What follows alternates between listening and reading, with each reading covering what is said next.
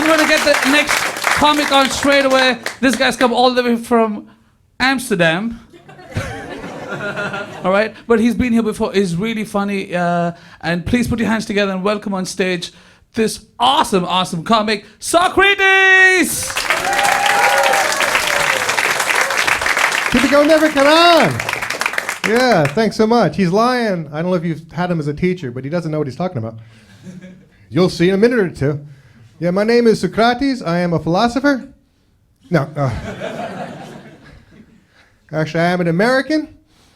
Yeah, thanks. Appreciate that. Yes. You guys must read the news. Yeah, it's not easy to be American anymore.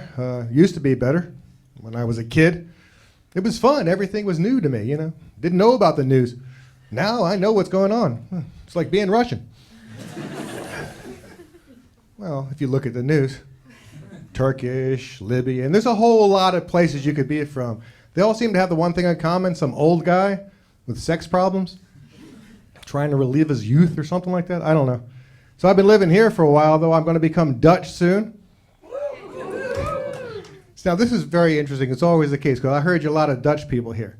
So when I say I'm going to become Dutch, all the Dutch people go, oh. But I have to be supportive, so woo. That's what we need, another old guy coming into the country. Yeah, I understand. I get it. But when there's expats in the audience, they all cheer because they're hopeful, especially if there's Russians in the audience because they completely understand my position. Yeah. So I've been, like I said, I've been living here for 14 years, and it's an interesting place to come to. As a Greek, it's a cultural adaptation as well. I'm Greek American, but nonetheless. Somebody mentioned the mountain thing. When I was in Greece, every time I go there, I'm always amazed that the mountains are up there. And it's a concept that's like hard to explain to Dutch people because, you know, a mountain is, well, up. And up is that way. Well, you've seen bridges, right? A mountain's like a bridge, but it doesn't go over water. It's just a mountain. It goes up, and it's made out of rocks. Now, the thing about rocks is, see, rocks is like, well, you know mud? When mud gets really dry, it becomes really hard, like a rock. And dry is just too hard to explain at this point, living here. I remember what it's like. Yeah, it's like my favorite Dutch word, or one of my many favorite Dutch words is the one word for rain I know well, which is miser. You know, because that little bit of rain, it makes you miserable.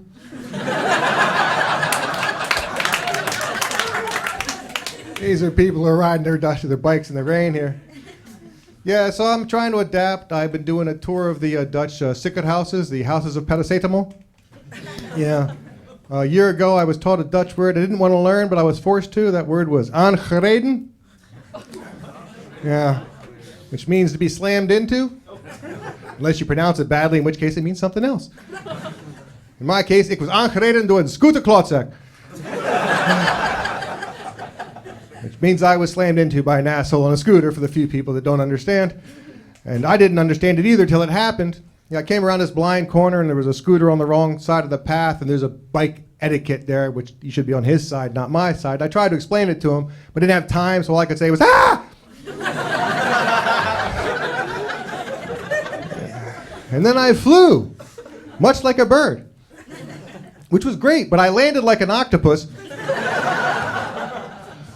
All the grace you could see, and I broke half of my arms, and I learned a lesson that day. If you need an ambulance and you call up 112, don't dial 911. It's not at all helpful, whoever answers that phone. And they said to me, you know, are you going to pass out? And I said, I don't think so. They said, take a taxi. Literally, this happened to me. I said, well, I'm getting a little dizzy. I think I might pass out. And, we'll send an ambulance. And the ambulance, they had fentanyl. Taxi driver, you have to set the fentanyl up beforehand. Fortunately, the ambulance had this stuff, and it didn't actually do anything to me. Oddly enough, he put me a saline solution in my arm, and I was like, that really helped. And he said, now I'm going to give you the fentanyl. Literally, and then the fentanyl didn't do anything to me, but I got to the hospital. She took one look at my x-ray. First of all, she went, ugh.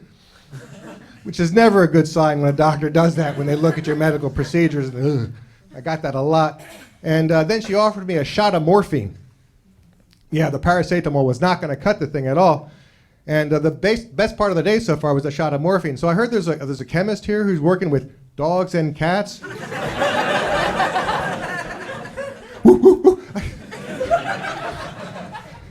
I've meowed and purred a few times in my life. And they sent me home. They did what they call conservative treatment. Do you know this thing? Have you heard about this? It's called nothing. It was very financially conservative because all they gave me was the blue strap. Anybody heard an arm in here? Had a blue strap before? You've seen people walking down the street. This is blue strap. It's blue and it's a strap. And it's modern because it has Velcro. And basically it was like what they do for a Neanderthal. We just, instead of twine, it was a strap. And they sent me home with the words, "It comes good." This is Dutch medicine right on the top of the peak there. It's optimistic. It buys them some time. It's helpful. And it's very, very cheap, you know? Unfortunately, "It comes good" is not really useful as a medical diagnosis. I think it's only useful as a Yelp review, you know, for like a sperm donor. Yeah, 5 stars. So they sent me home with this optimism and told me to keep exercising my arm because it broke me in the shoulder here, so I ended up having to have multiple surgeries. But until then, I could only raise it but so high, and they told me to keep exercising it and pushing it up. So I was literally in my backyard waving to my neighbors, getting a really bad vibe from everybody, and living this close to Germany. I think you know what's going on. And eventually, basically, I said to my doctor, I said, "Hey, doc, this is not coming good. I can't raise my arm higher than this. I have arm erectile dysfunction. The first step in coming good is getting it up, and it doesn't work anymore." And he basically said, "Hey, lass, and pindakaas?"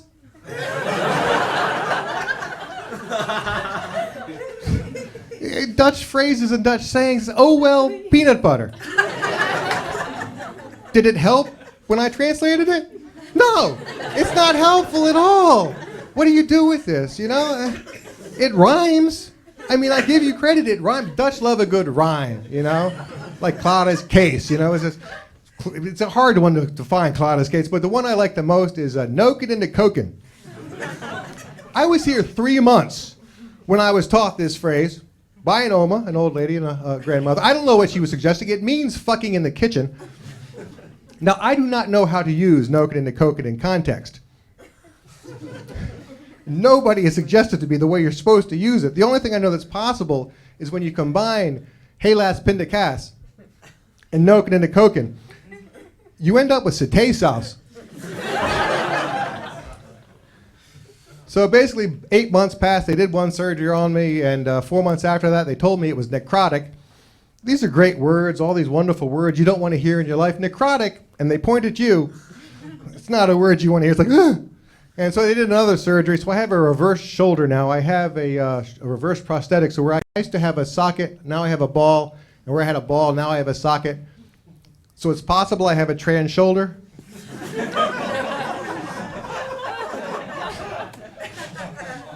I'm not asking questions. But it personally, it's like now I identify as a woman who's like about 6 months pregnant. But anybody else had broken bones? You're all a bunch of healthy people, coordinated, no operations? Any strokes? It's not that laughable. Look, I've had 6 broken bones, 7 surgeries, and last month I had my first stroke. And the cool thing is I can still walk and talk, so it's not that bad living in a modern world because, you know, the paracetamol, it worked. Yeah, basically, I was home and it was a beautiful day and sunny here, you know. Anybody old enough to remember about 10 years ago when we didn't have a summer? Remember that? It was like all year. Now global warming, woohoo! Fossil fuel companies, we love you. It's been 30 degrees in the Netherlands forever. And it was like hot and sunny, and I decided, well, I was by myself, and you know, you got to have a little self-love. So I went outside, and I had a little stroke. It was the good kind, you know what I mean? But I got tired afterwards. I took a nap, and I woke up, and I had a big stroke. And it's not at all a good thing. It's like life throws all sorts of things at you. You think, well, this is, what can I handle? Well, it's going to get worse one way or the other. So you just kind of like, somebody mentioned death. Yeah, it's not really funny, but it's going to happen, so you might as well make a joke if at all possible. The one thing I did learn, though, a day with a stroke is not nearly as nice as a day with a stroke and an orgasm. It's like a day with a comedy show is nice, but a day with a comedy show and an orgasm, pretty fantastic. So we'll see how this day turns out for me and everybody else. That's it for me. I'm glad you came. I'm glad I came too. Thanks so much.